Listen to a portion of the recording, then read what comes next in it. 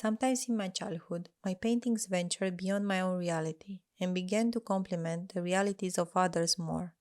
I painted to make things right, to make people happy, to give my life purpose, to win contests, to achieve success, to have a future.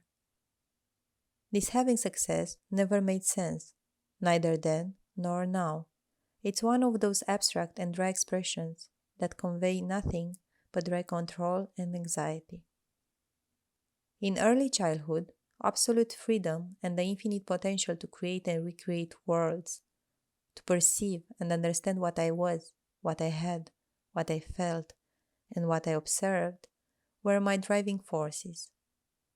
Now, suddenly I had mental maps about the differences between a successful painting and an unsuccessful one, about colored grays, about closed and open compositions, about what can be considered an innovative idea and what cannot.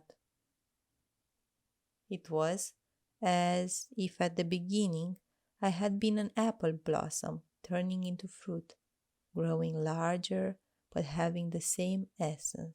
Now it was as if I came from the outside, as if I had seen the apple on a random branch and tried to eat it entirely with one bite. Everything could be controlled and quantified. 15 minutes to paint each character, an hour for backgrounds, an hour for accents, color palette if I painted, value scales if I drew, 5H, 4H, 3H, 2H, H, HB, B, B1, B2, B3, B4, 5, B6, B7. Color Theory, The Great Painter's Collection, The Little Faceless and Fingerless Wooden Mannequin. In the mix of information I observed and applied daily for several good hours, I had to find a hiding place. The once rebellious and wild brush had been tamed, but the same energy pulsed within it.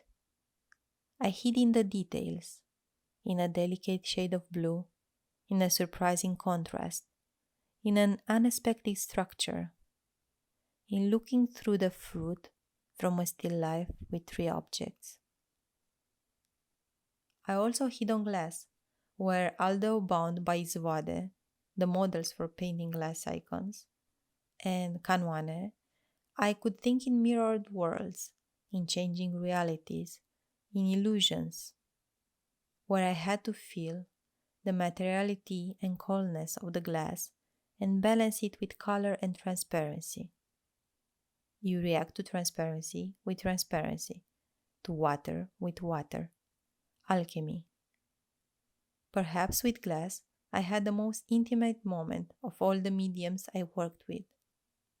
In 2001, at the Village Museum in Bucharest, at the summer camp with Professor Cristel Bayu, an intelligent and amusing guy who talked about America, where he lived, and distant worlds, and explained with infinite passion about the icons of Nicula.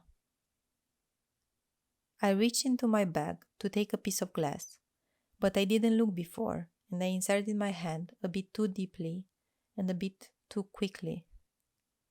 I cut myself, but I didn't have the reflex to pull my hand out of the bag. I stayed with the pain and felt the blood begin to ooze onto the surface of the glass, warm. I merged with the glass, my blood becoming liquid glass, and the glass in turn melted when it met my blood, rising in my veins, spreading through my body. I was imagining the transparent red flowing amazingly when Mr. Bio raised my hand in astonishment, picked me up, and ran with me to the cold water fountain.